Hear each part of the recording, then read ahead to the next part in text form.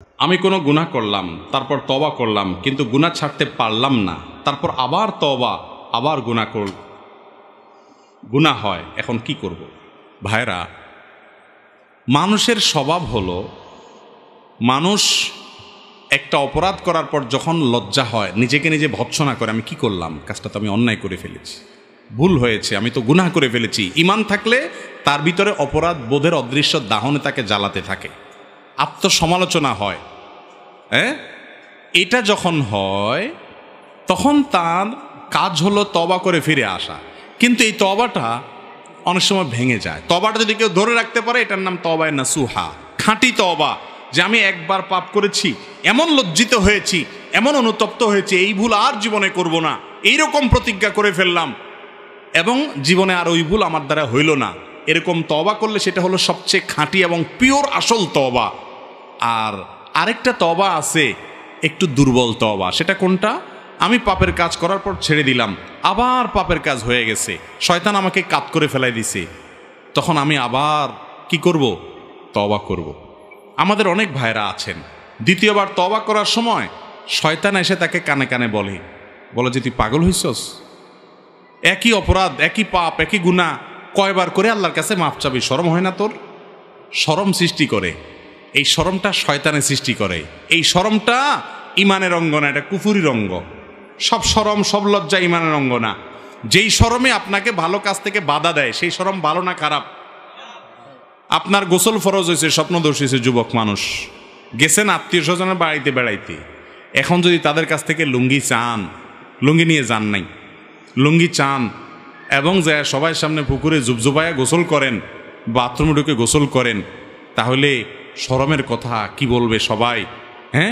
যে তার গোসল ফরজ হলো কেন, সবাই কি বলবে না বলবে, এই লজ্জার চোটে আপনি আর কিছু বললেন না, এমনি ফজর পড়ে ফেলাই দিলেন, বা নামাজ পড়লেনই না, বাড়িতে আসি পরে পড়লেন।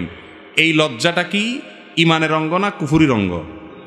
যেই লজ্জা আপনাকে আল্লাহর নির্দেশ পালন করা থেকে দূরে রাখে, এই লজ্জাটা ইবলিসে সৃষ্টি করে। এই লজ্জা বর্জন করতে হবে। এখানে কিসের লজ্জা? আমি আল্লাহর ফরজ বিধান পালন করতে যাব, এখানে যদি লজ্জা শয়তান সৃষ্টি করে, সে লজ্জার মাথা ভেঙে দিয়ে করে ফেলতে হবে, হিম্মত করে। এটা বলে সৎসাহস। সৎসাহস যদি দেখায় করতে পারেন, কে কি মনে করলে করুক, আমি ফরজ নামাজ তো ছাড়তে পারি না, আমার জীবন চলে গেল ছাড়তে পারি না, আল্লাহ আমাকে শাস্তি দিবেন, সেই জন্য আল্লাহর ভয়ে সমস্ত লজ্জার মাথা খেয়ে, এই অন্যায় লজ্জা, বেহুদা লজ্জার মাথা খেয়ে আমি যদি কাজটা করি, এটা হলো প্রশংসার দাবিদার। ঠিক না ঠিক?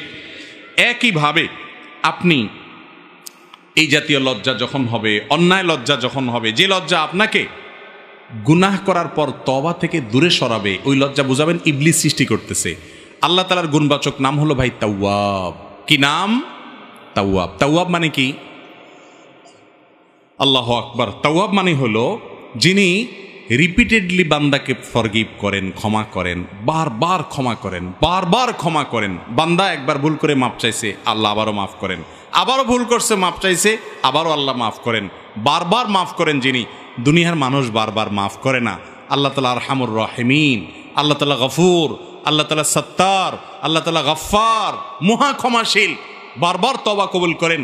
এই জন্য বান্দা যতবার তওবা করবে, আল্লাহ তাআলা কি করবেন? তওবা কবুল। তাহলে এটা যখন শুনছেন, এই যে সুবহানাল্লাহ পড়ে ফেলাইছেন, তাহলে তার টেনশন নাই। এবার প্রতিদিন পাপ করবেন, প্রতিদিন তওবা করবেন, আল্লাহ যদি বারবার মাফ করে, অতএব টেনশন কি আর? কি বলেন?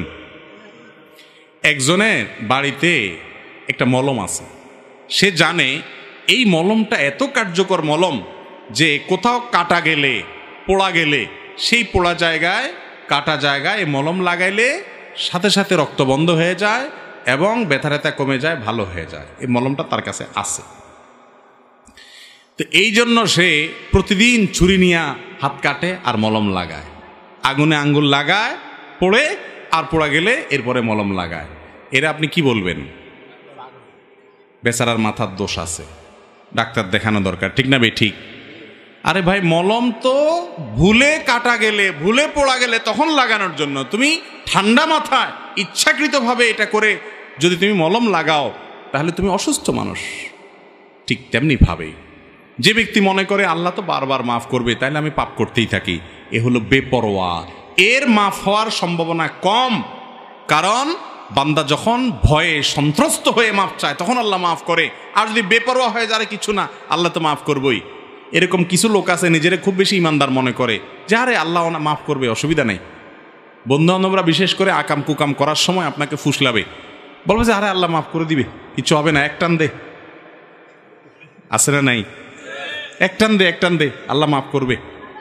হুজুর ওয়াজ করছে শুনোস নাই, আল্লাহ বারবার ক্ষমা করে, বারবার ক্ষমা করে, বেটা প্রতি টানে মাফ চাবি। এরকম বন্ধু যদি থাকে তাহলে বুঝবেন এই বন্ধু ইবলিসের দোসর। এই বন্ধু আপনাকে জাহান্নামে নেবে, এই বন্ধু আপনাকে নষ্ট করবে, এই বন্ধুর সঙ্গ আপনি ত্যাগ করবেন।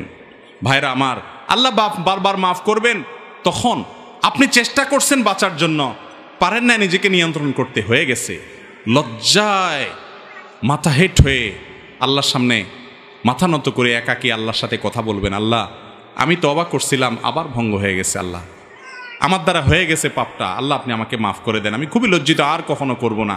নিজেকে আগের বারের যে তওবা হয়েছে তার চাইতে এবার স্ট্রং তওবা করার জন্য বেশি করে শাসন করবেন, নিজের উপরে শাস্তি আরোপ করবেন, নিজেকে বলবেন ঠিক আছে আর এদিকে রাস্তায় যাব না আমি, যাতে তওবাটা আরেকটু যেন লাস্টিং করে। আবারও যদি তওবা ভেঙে যায় এরপরে তওবাটা আরো শক্তিশালী করবেন। এভাবে আস্তে আস্তে আপনার তওবাটা যেন বেশি লাস্টিং করে এই চেষ্টা করবেন। আপনি 2 দিন পর পর তওবা করবেন, প্রতি মিনিটে মিনিটে তওবা করবেন, ঠান্ডা মাথায় পাপ করে তওবা করবেন।